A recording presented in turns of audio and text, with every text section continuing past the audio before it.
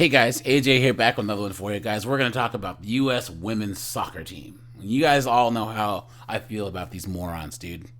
A bunch of socialists who are stealing money from the men, okay? This is redistribution of wealth from the men to the women who didn't earn it, and they think that that's equality, right? The U.S. women's team is everything that's wrong with this country at this point, like rolled into one. And guys, guess what? They're not doing too hot in the World Cup right now. Yes, guys. Oh, the greatest team ever. The GOATs. All this other stuff, guys. And they're looking like absolute crap, right? So, guys, we're going to get into this. But before we do, guys, please remember to like, subscribe, drop a comment. It really helps keep this channel going, guys. I go live Wednesdays at 8 p.m. Eastern Standard Time. That's 5:00 and 3:04s where we laugh at modern women getting arrested.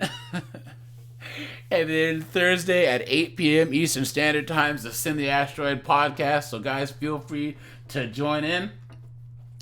And, yeah, guys, look at this. The U.S. women's national team survived, but the World Cup panic sirens are blaring. Auckland, New Zealand. Fire alarms went off midway through the near nightmare as the U.S. women's team crept dangerously close to collapse. Look at that. But down on the field below, the U.S. women's team panic sirens were blaring. So, guys, they had a draw against Portugal. And then, let me see. They had a draw against the Netherlands, I want to say. But, all right. Now that players could surely hear them as they trudged around the field in unemotional days, seconds after a 0-0 draw with Portugal. A goalpost and a final whistle has spared them and permitted entry in the World Cup round of 16, but none looked relieved. Look at that.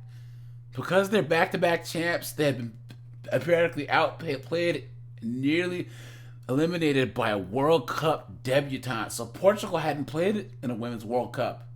Oops. And they drew them. They failed to win 2 group games for the first time ever. They're supposedly the pre-tournament favorites, but 2 weeks in, their coach looks clueless, and their players look like they were surpassed by their European counterparts. Look at that. Speaking to postgame reporters, the coach said, "We have to get better." And they can, the players said. But none could have offered a convincing argument if they will. They were poor for 45 minutes against the Netherlands and worse for 90 minutes against Portugal. So, guys, they drew the Netherlands and they drew Portugal. Oops. So what happened to, these women are the best, they can beat the men, they deserve equal pay? Please. Come on, man. Absolute clown world. And of course, goofy Rapinoe, we can switch the point of attack more. We were too predictable. Come on, man. Come on. So all this excuses. We were inconsistent. And not, come on. We need to be calm. We need to be poised. I think it's a little bit about decision making on the ball. We're not in sync. Come on. They're trash. And this is who they gave half the men's money to. This is who the men gave $6.5 million to, guys. Clown world. I think this pisses me off more than anything else, guys. Look at that. Now they're trying to say that the coach is underqualified. All right? So, of course, blame the guy. Guys, drop in the comments. How many of you were waiting for them to blame the man? Of course. It's the guy's fault. Okay? And Dosky is an underqualified coach who's done very little to improve the U.S. women's team. In fact, his game model and principles have dragged them away from their strength, athleticism, and grit towards their glaring weakness. They're tactically unsophisticated and technically insufficient relative to their European peers. So now they're trying to say that the women's team can't play, doesn't have the skill? I thought that they were the GOATs, guys. I thought that they were the best. I thought that they were better than the men. But now they're trying to say that their strength is not technique. Shouldn't they be able to out-technique these European teams? They are tactically unsophisticated and tactically insufficient.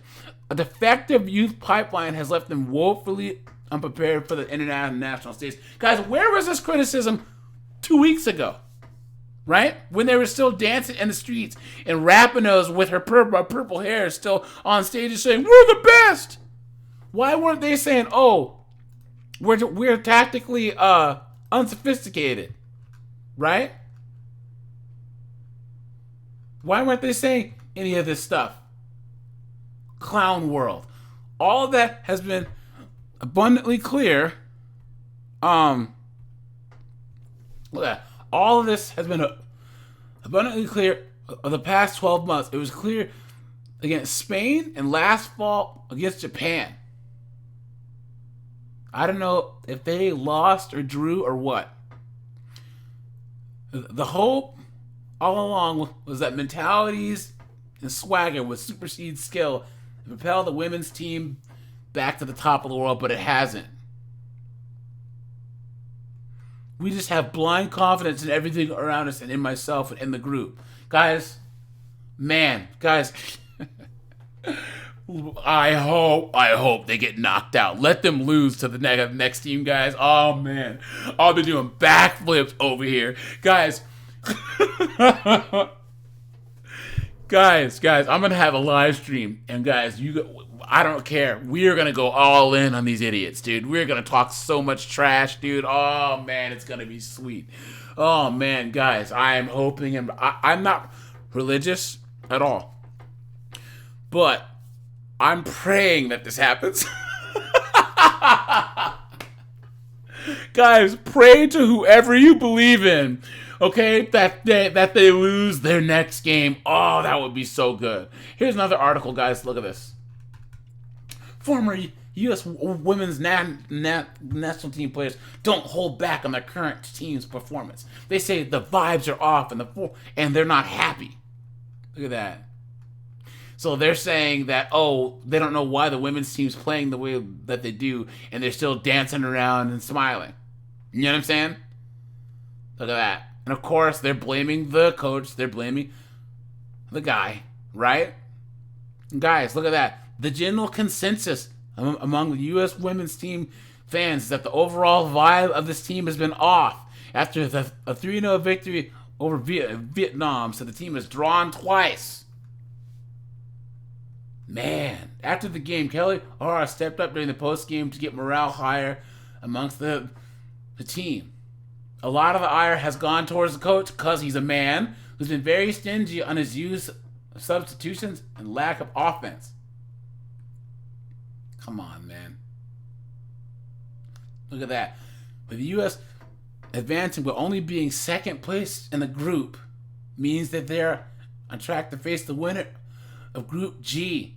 That looks like it's going to be Sweden, who came in the World Cup ranked third.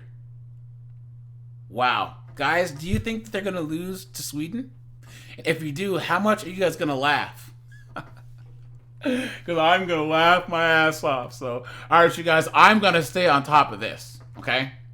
You know it. So, all right, guys, like, subscribe, and I'm out of here. Have a good one, guys.